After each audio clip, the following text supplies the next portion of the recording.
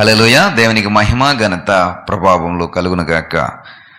ప్రియ సహోదరుడా సహోదరి, ప్రభు అయిన యేసుక్రీస్తు వారి యొక్క శ్రేష్టమైన నామమును బట్టి మీకు శుభములు తెలియజేస్తున్నాం. దేవుడు మనకు అనుగ్రహించినటువంటి ఈ దినమును బట్టి గొప్ప కార్యాలు మన జీవితాల్లో జరుగులాగున దేవుని యొక్క కృపను, దేవుని యొక్క ఆశీర్వాదమును మనం ఆశిస్తూ ఈ యొక్క రోజును మనం ప్రారంభిద్దాం. ఎందుకంటే ఆశించినటువంటి ప్రాణమును ఆయన తృప్తిపరిచే దేవుడు. మరి ఎలా ఆశిద్దాం, ఎలాగా మనం కోరుకుందాం?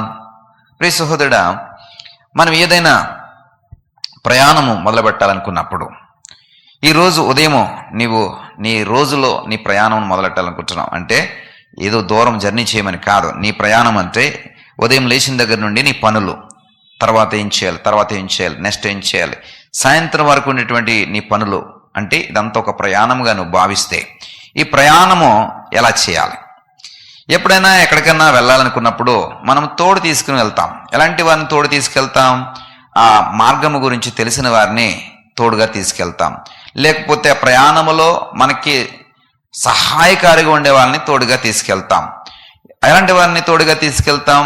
మనకు ఉపయోగపడే వారిని తోడుగా తీసుకెళ్తాం. ఏదన్నా మనకి ప్రయాణములో లేదా మార్గములో అలసట వచ్చింది, లేదా ఏదైనా ఇబ్బందికరమైన పరిస్థితి వచ్చింది, దాన్ని హ్యాండిల్ చేయగలిగే వారిని మనము తోడుగా తీసుకెళ్తాం. అంటే ఎవరిని తీసుకెళ్తామండి? నమ్మకము ఉన్నవారిని. మనం ఎవరినైతే నమ్ముతామో వారిని తీసుకుని వెళ్తాం. అలాగే ఆ ప్రయాణం అంతట్లో తోడుండడమే కాదు, మనం వెళ్ళినటువంటి కార్యక్రమాలన్నింటినీ కూడా చక్కబెట్టడానికి నమ్మకస్తుడైన వాడు మాత్రమే మనతో ఉండడానికి ఇష్టపడతాం. ఇప్పుడున్నటువంటి పరిస్థితుల్లో మనం ఎవరిని నమ్మడానికి అవకాశం లేదు, ఎవరిని కూడా మనము విశ్వసించడానికి అవకాశం లేదు. మనతో ఉంటూ ఉంటారు, మనల్ని మోసం చేస్తూ ఉంటారు. మనతో ఉంటూ ఉంటారు, మన వెనకాల గోదలు తవ్వుతూ ఉంటారు. మనతోనే ఉంటారు, మన చాటును మన గురించి మాట్లాడుకుంటూ ఉంటారు. మనతో చాలా ప్రేమ ఉన్నట్టుగా వ్యక్తపరుస్తూ ఉంటారు, కానీ మన గురించి చాలా అగౌరవంగా, అసభ్యకరంగా మాట్లాడేటువంటి వారు కూడా ఉంటారు. వీరందరూ ఎవరో అన్యులు కాదు, యేసుక్రీస్తు అనేటువంటి క్రైస్తవుని అనేటువంటి ముసుగు వేసుకున్న వారే. అయితే వీరి యొక్క ముసుగు ఎప్పుడు తీయబడుతుందంటే, వీరు చాటుకి వెళ్ళినప్పుడు వీరు ముసుగు తీస్తారో, ఆ ముసుగు తీసిన తర్వాత వీరు మాట్లాడే మాటలు కానీ చేసే క్రియలు కానీ చాలా దారుణంగా ఉంటాయండి. ఇలాంటి వారిని మనం ఎప్పుడు కూడా తోడు తీసుకెళ్ళడానికి ఎప్పుడు కూడా సాహసించవద్దు. ఎందుకంటే వీరు నీకు నమ్మకం కలిగించే విధంగా ప్రవర్తిస్తారు, కానీ ఎందులోనూ కూడా వీరు నమ్మకాన్ని నిలబెట్టుకోరు.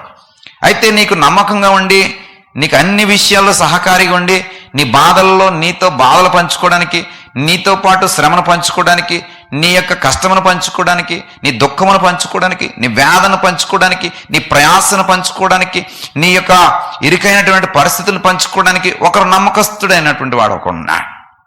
ఆయనే నీ ప్రభు అయినటువంటి యేసు క్రీస్తువారు. యెషయా గ్రంథము 63వ అధ్యాయం 9వ వచనాన్ని నేను చదువుతున్నాను, ఒకసారి చూడండి. వారి యావత్ బాధలలో ఆయన బాధ నొందెను, ఆయన సన్నిధి దూత వారిని రక్షించెను, ప్రేమ చేతను తాలిమి చేతను వారిని విమోచించెను, పూర్వజన్మలన్నిటినూ ఆయన వారిని ఎత్తుకొనుచు మోసుకొనుచు వచ్చెను. చూడండి ఎంత చక్కటి మాట రాయబడిందో, ఎంత గొప్ప ఔన్నత్యం అండి. ఆయన మహోన్నతుడైన పేరు ఆయనకి, సర్వోన్నతుడైన పేరు ఆయనకి, భూమి ఆకాశములను సృష్టించిన వాడని పేరు ఆయనకి ఉన్నటువంటి పేరు ఇంకెవరికి కూడా లేదు. ఆ నామము ఆయన మాత్రమే కలిగి ఉన్నాడు. అలాంటి నామము కలిగిన వాడు నీ కొరకు కాపరిగా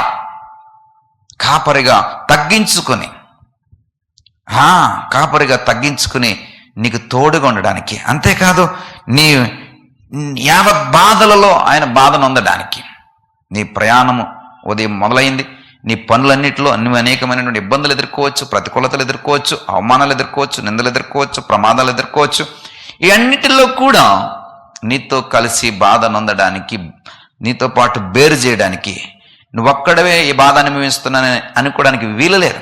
నీతో పాటు నీ బాధను షేర్ చేసుకోవడానికి నీ దేవుడు నీకు తోడుగా ఉన్నాడనే విషయాన్ని నువ్వు మరవద్దు. అలాగా ఆయన నీకు తోడుగా ఉండాలంటే ఉదయమున లేచి ప్రార్థన చేయి, ఈ వాక్యంలో ధ్యానంలో ఉండు. ప్రభువా, ఈ ప్రయాణంలో నాకు నీ తోడు కావాలయ్యా. ఇదిగోనైనా ఇప్పుడు నేను లేచి ఉన్నాను, నా కళ్ళు ముదుట ఈ కనబడుతుంది, కానీ సాయంత్రం ఏం జరుగుతుందో నాకు తెలియదు, మధ్యాహ్నం ఏం జరుగుతుందో తెలియదు, ఈరోజు రాత్రికి ఏం జరుగుతుందో నాకు తెలియదు. కాబట్టి ఈ తెలియనటువంటి ప్రయాణంలో నువ్వు వెళ్తూ ఉండగా నా ప్రతి అడుగులో నువ్వు ఉండు నాయనా, నా ప్రతి బాధలో నువ్వు ఉండు నాయనా అని ప్రార్థన చేసి నీ రోజును ప్రారంభించాలనుకుంటే కనుక నాతో ఏకీభవించి ప్రార్థనలోనికి రా ప్రియ సహోదరుడా. ప్రార్థన చేస్తాను. దయగల తండ్రి, మా యావత్ బాధలలో నువ్వు బాధ నొందిన వాడవు నాయన. మాతో ఉండి మమ్మలను భరించటానికి, మా బాధలు భరించటానికి, మా కష్టమును భరించటానికి, మా వేదనను భరించటానికి, మా యొక్క శ్రమను భరించటానికి అయ్యా నువ్వు సర్వోన్నతుడివై ఉండి కూడా ఇదిగో నా దాసుడు మాదిరి మా కొరకే సమస్తమును చేస్తున్న దేవుడు నాయన. నీకంటే నమ్మకమైన వాడు మరొకడు లేరు నాయన. నీకంటే నమ్మకస్తులు మరొకరు లేరు నాయన. నేను ఎవరిని నమ్ముకున్నాను వారు నన్ను మోసం చేసేవారే కానీ ఇదిగో ప్రభా ఎప్పుడు ఎన్నడూ మోసం అనే మాటకు అర్థము తెలియనటువంటి మీ నామాన్ని ప్రభా నేను ఆశ్రయిస్తూ ఉండగా ఈ దినమంతటిని, ఈ దిన ప్రయాణం అంతటిని నాకు శుభప్రదం చేయండి, మేలుకరంగా మార్చండి. మహిమ ఘనత ప్రభావం మీరే పొందుకునమని యేసు అన్నామను బట్టి ప్రార్థించి వేడుకుంటున్నాం పరమ తండ్రి. ఆమేన్.